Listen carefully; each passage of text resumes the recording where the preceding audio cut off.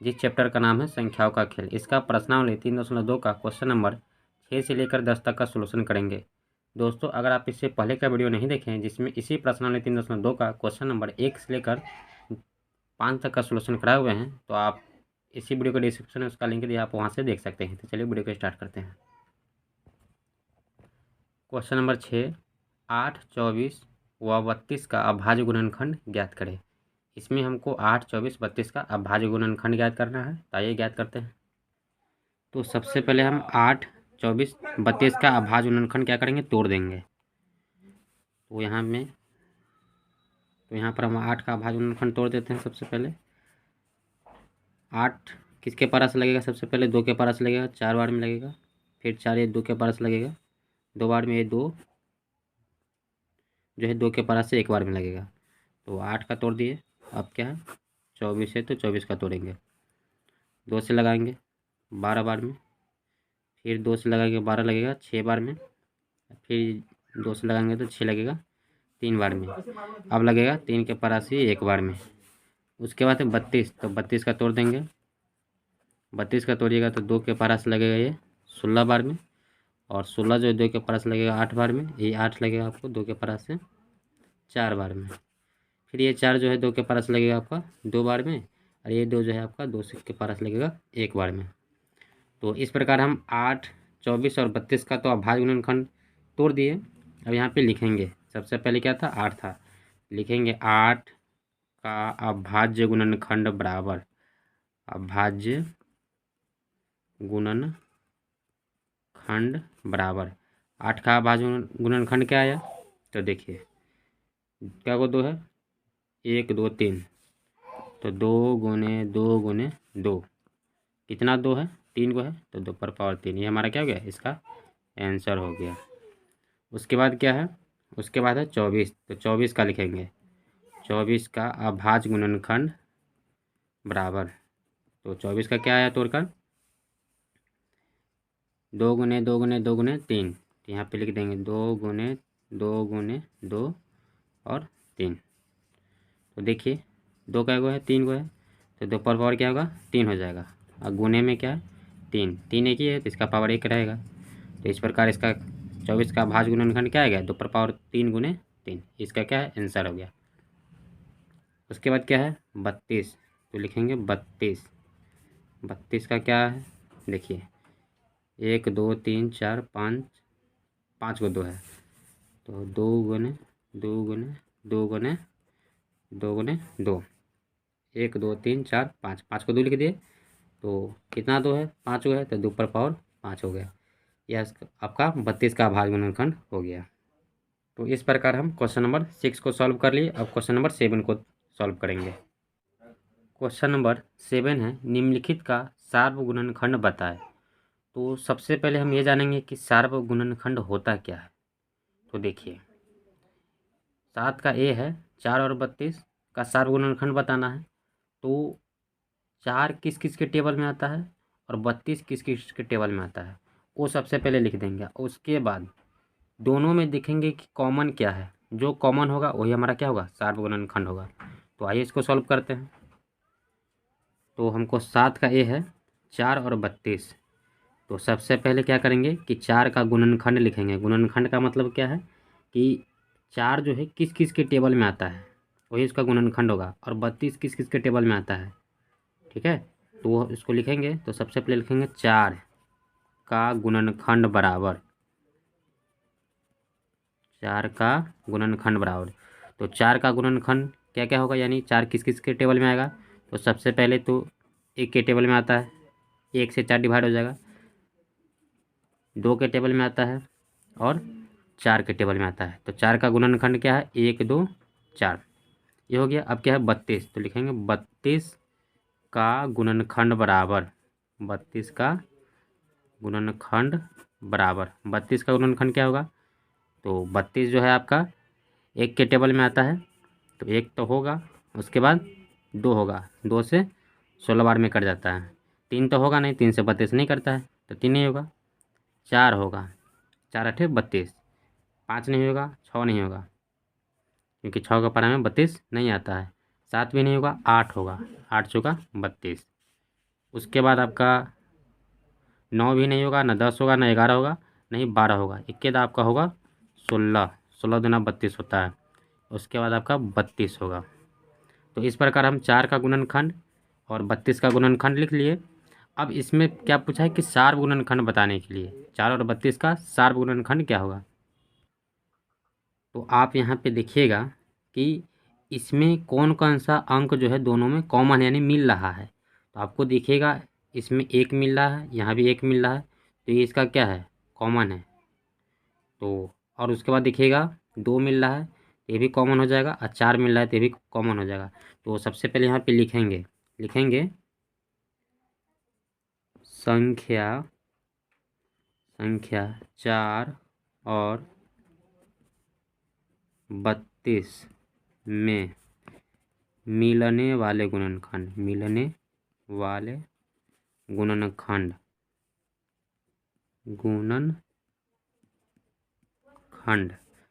अब देखिए संख्या 4 और 32 में मिलने वाले गुणनखंड कौन कौन से हैं, तो आपको पहले ही बता दिए हैं। 1 मिल रहा है, 1 लिखेंगे। 2 मिल रहा है, 2 लिखेंगे। और उसके बाद क्या मिल रहा है, 4 मिल रहा है, तो 4 लिखेंगे। तो 1 2 4 मिल गया, तो ये हमारा क्या हो गया, सार गुणनखंड हो गया। यहाँ पे लिख देंगे अतः 4 और 32 का सार्व गुणनखंड बराबर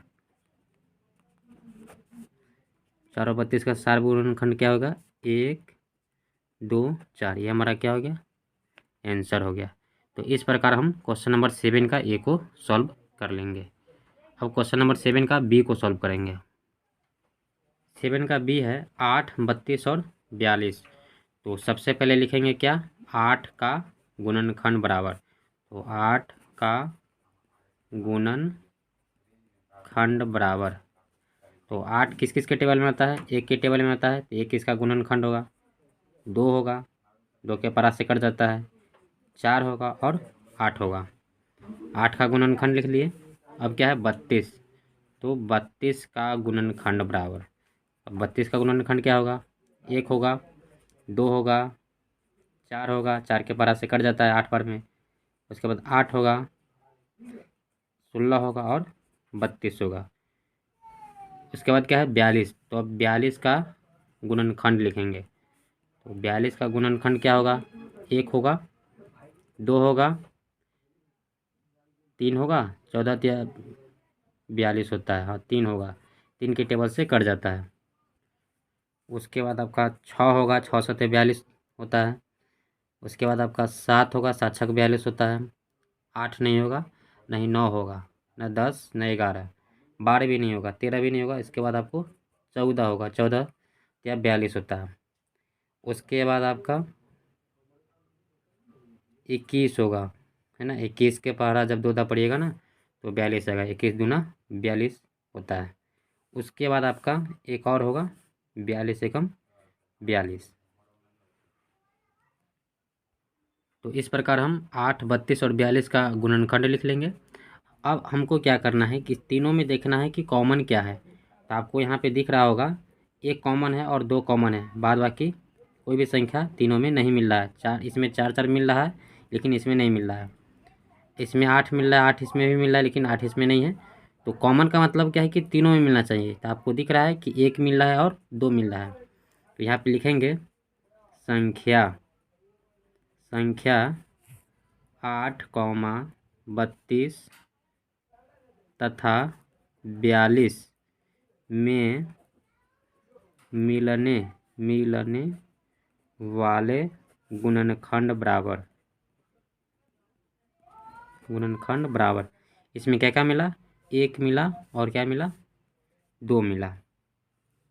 तो लिखेंगे अतः 8, 32 तथा 42 का सार्व गुणनखंड बराबर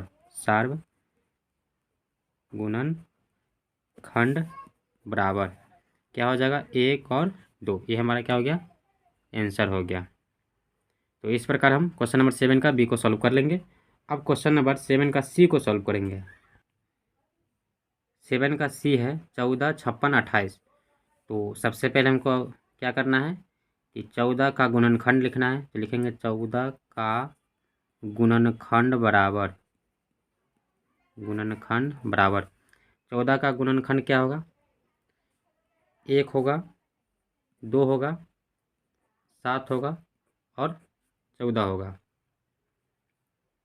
उसके बाद 56 है, तो 56 का गुणनखंड बराबर 56 का गुणनखंड क्या होगा, 1 होगा, 2 होगा और आपको 4 होगा, 7 होगा, उसके बाद आपको 8 होगा, 8 7 56 होता है और 7 8 56, 9 नहीं होगा, उसके बाद 10 भी नहीं होगा, 11 भी नहीं, 12 भी नहीं होगा, 13 भी नहीं होगा, 14 होगा, 14 चौका 56 होता है। उसके बाद आपको 28 होगा, 28 दूना 56 होता है और 56 एकम 56, तो 56 भी होगा। तो 56 का गुणनखंड लिख दिए। अब हमारा 28 है, तो 28 का गुणनखंड लिखेंगे। 28 का गुणनखंड क्या होगा, 1 होगा, 2 होगा, 4 होगा, आपके उसके बाद आपका 7 होगा, 14 होगा और आपका 28 होगा। तो इस प्रकार हम 14 56 28 का गुणनखंड तो लिख लिए। अब इसमें क्या है कि आपको देखना है कि तीनों में कॉमन क्या है। तो आपको दिख रहा है कि इसमें 2 है, इसमें भी 2 है, इसमें भी 2 है, तो 2 2 कॉमन है, तो ये हो गया। उसके बाद आपको दिख रहा है कि इसमें 7 है, यहाँ भी 7 है, इसमें भी 7 है, तो तीनों में 7 कॉमन है। उसके बाद यहाँ पे 14 है, तो इसमें भी 14 है और इसमें भी 14 है, तो 14 भी कॉमन है। तो लिखेंगे संख्या 14 56 और 28 में मिलने वाले गुणनखंड बराबर क्या क्या मिला है। तो आपको दिख रहा है कि 1 भी मिल रहा है, 1 निकालेंगे, 2 मिल रहा है, तो 2 तो बाहर आ जाएगा। उसके बाद 7 मिल रहा है और 14 भी है, तो 14 भी लिख लेंगे। ये तीनों में मिलने वाला क्या है, 1 2 7 और 14। तो अब लिखेंगे अतः 14 56 और 28 का सार्वगुणनखंड बराबर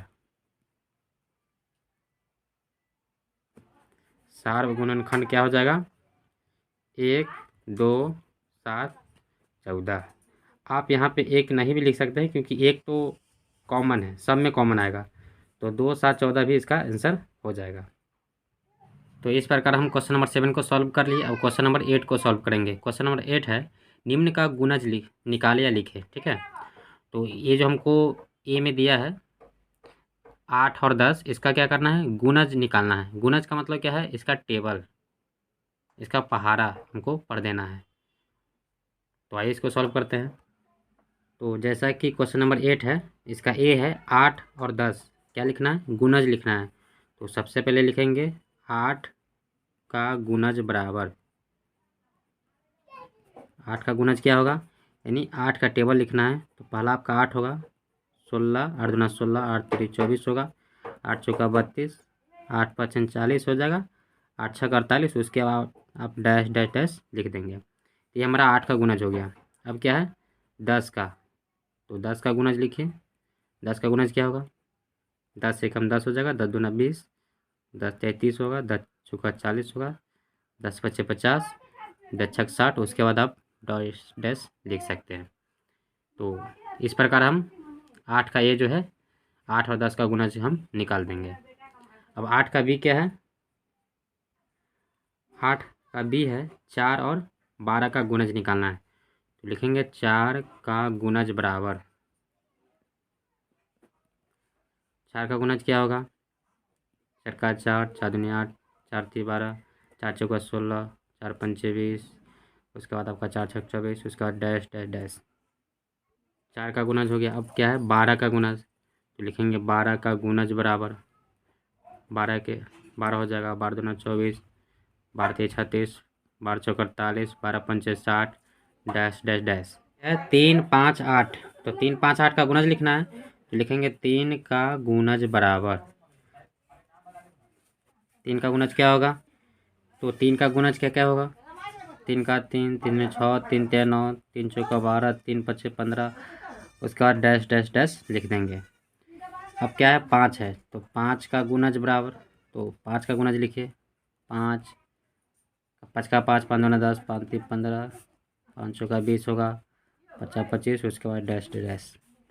अब क्या है, 8 है, तो 8 का गुणज क्या होगा, तो आप जानते हैं, 8 का 8, 8 दूना 16, 8 3 24, 8 चौका 32, 8 पंचे 40, डैश डैश डैश। तो ये हमारा 8 का गुणज हम लिख लेंगे। तो इस तरह हम क्वेश्चन नंबर 8 को सॉल्व कर लेंगे। अब क्वेश्चन नंबर 9 को सॉल्व करेंगे।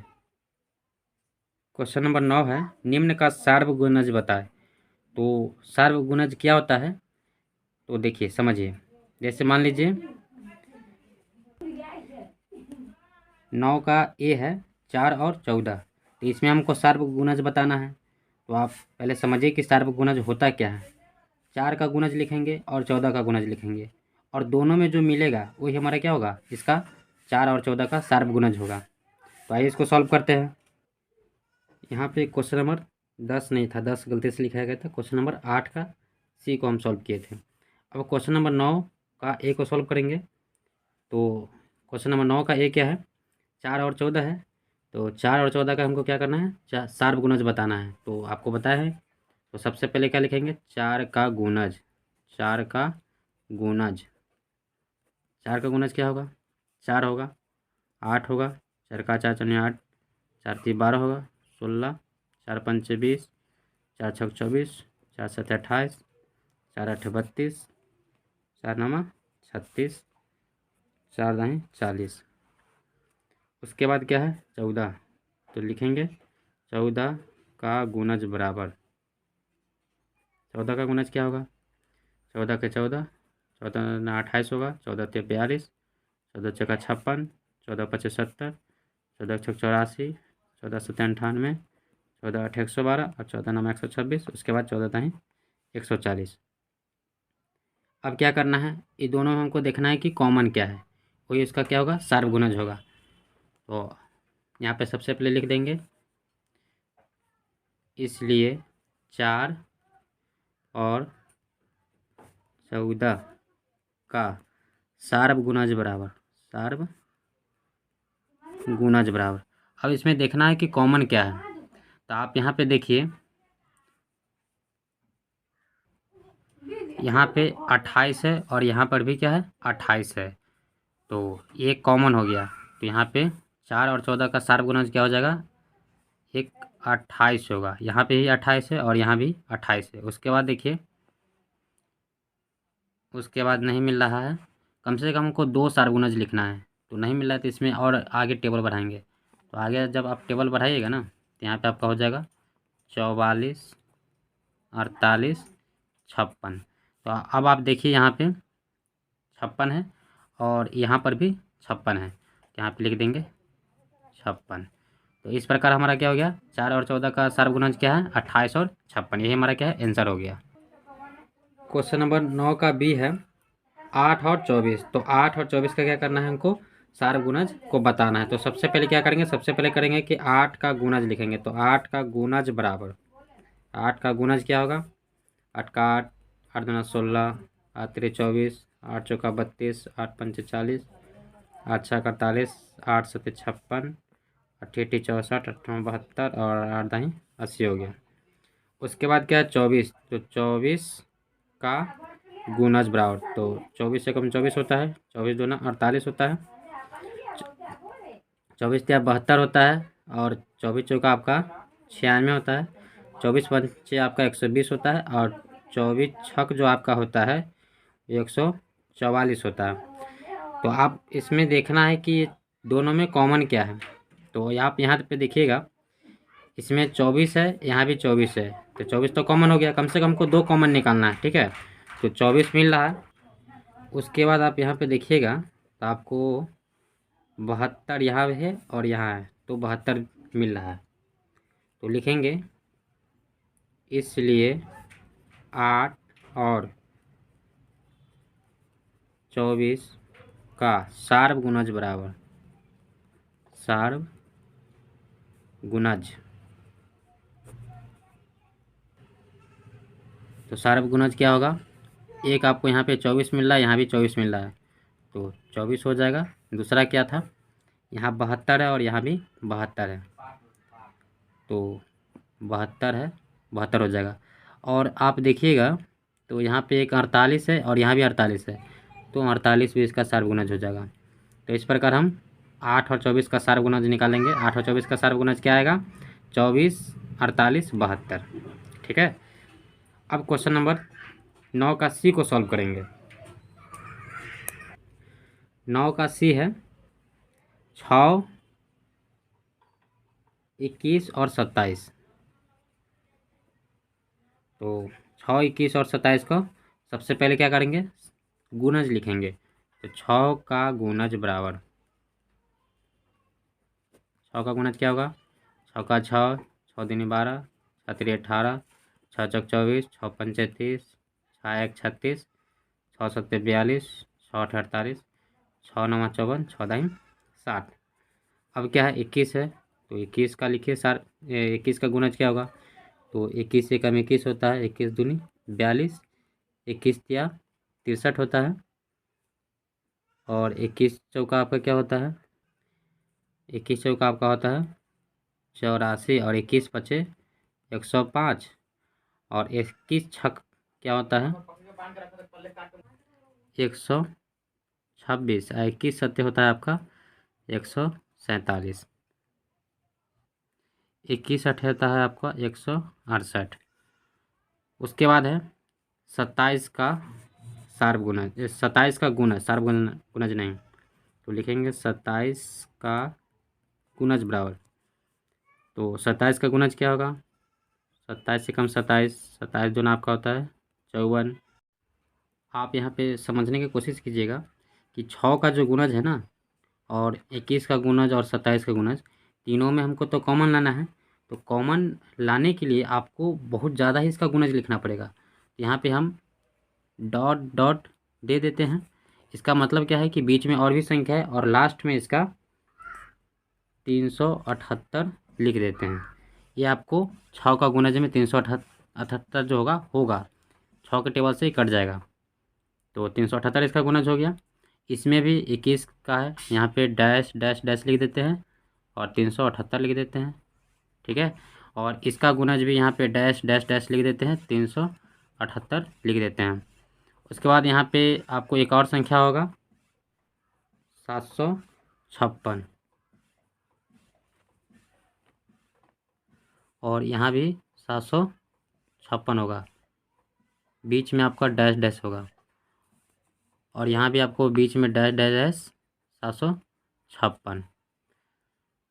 हम इसलिए लिख दिए हैं क्योंकि इसमें देखिए स्पेस नहीं है, बहुत ज़्यादा हमको अंक को लिखना पड़ेगा। तो बीच में संख्या क्या है, बीच में संख्या है, डैश डैश का मतलब क्या है कि बीच में संख्या है, और उसके बाद 6 का गुना जो है 378 होगा, फिर उसके बाद डैश डैश है, और फिर उसके बाद 756 होगा। 21 के जब गुणज निकालिएगा ना, तो उसमें भी यहाँ से डैश डैश है, उसके बाद 378 है, और फिर उसके बाद क्या है 756 है, और उसी प्रकार 27 के गुणज में भी डैश डैश है, यानी बीच में संख्या है, और फिर लास्ट में क्या है 378 है, फिर डैश डैश है, उसके बाद 756 है। तो इस प्रकार हम इसका गुणज को लिख लिए। और इसमें क्या करना है कि आपको देखना है कि कॉमन क्या है। तो आपको यहाँ पे भी 378 दिख रहा है, यहाँ भी 378 है, और यहाँ भी 378 है। उसके बाद यहाँ भी 756 दिख रहा है, यहाँ भी 756 है, और यहाँ भी 756 है। सार्व गुणज इसमें यही दोनों नहीं होगा, इसके बाद भी होगा। जितना संख्या लिखेंगे आगे हमको देखना पड़ेगा कि कौन सी संख्या तीनों में मिल रहा है, वही हमारा सार्व गुणज होगा।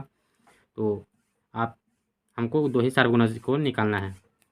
तो आप लिखेंगे इसलिए 6, 21 तथा 27 का सार्व गुणज बराबर, सार्व गुणज बराबर, तो इसका सार्व गुणज क्या आया 378, उसके बाद 756, यही हमारा क्या हो गया, आंसर हो गया। तो दोस्तों इस प्रकार हम क्वेश्चन नंबर 9 को सॉल्व कर लिए। अब क्वेश्चन नंबर 10 को सॉल्व करेंगे। क्वेश्चन नंबर 10 क्या है, निम्नलिखित का अभाज्य गुणनखंड ज्ञात करें। तो आइए इसको सॉल्व करते हैं। 10 का ए है 540, इसका हमको अभाज्य गुणनखंड ज्ञात करना है। तो सबसे पहले इसका अभाज्य गुणनखंड को क्या करेंगे, तोड़ेंगे।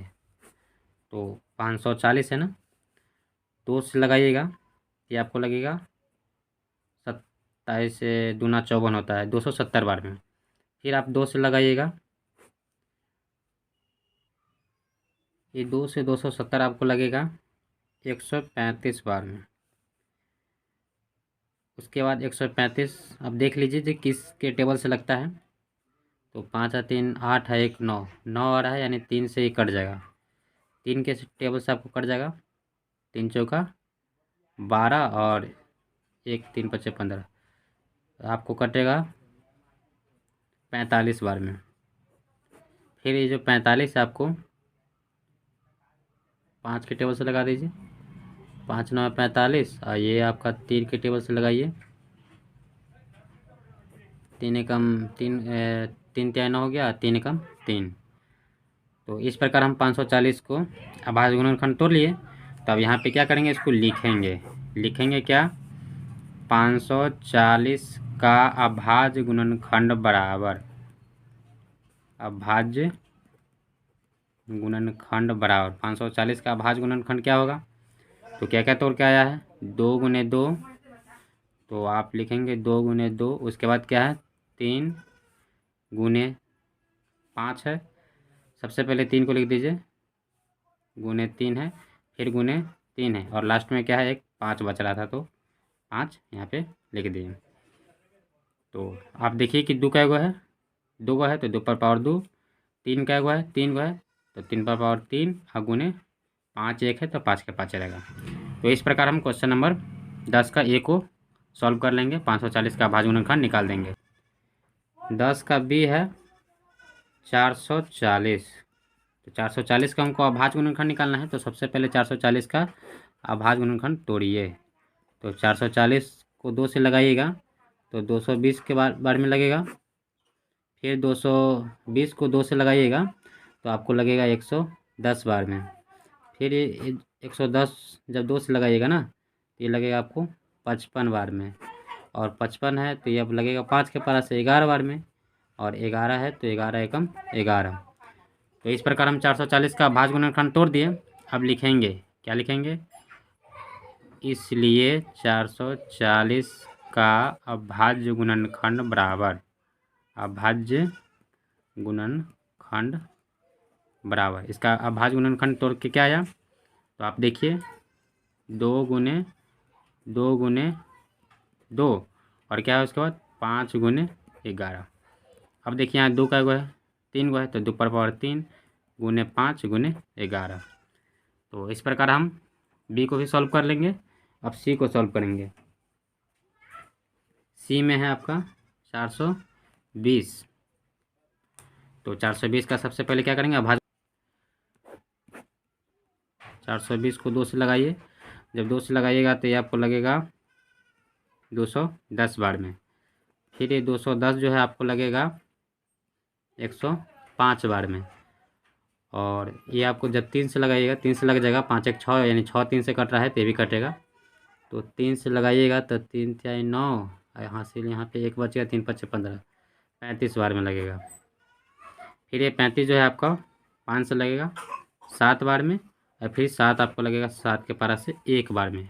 तो इस प्रकार हम 420 का अभाज्य गुणनखंड तोड़ लिए। अब यहाँ पे लिखेंगे, इसलिए 420 का अभाज्य गुणनखंड बराबर,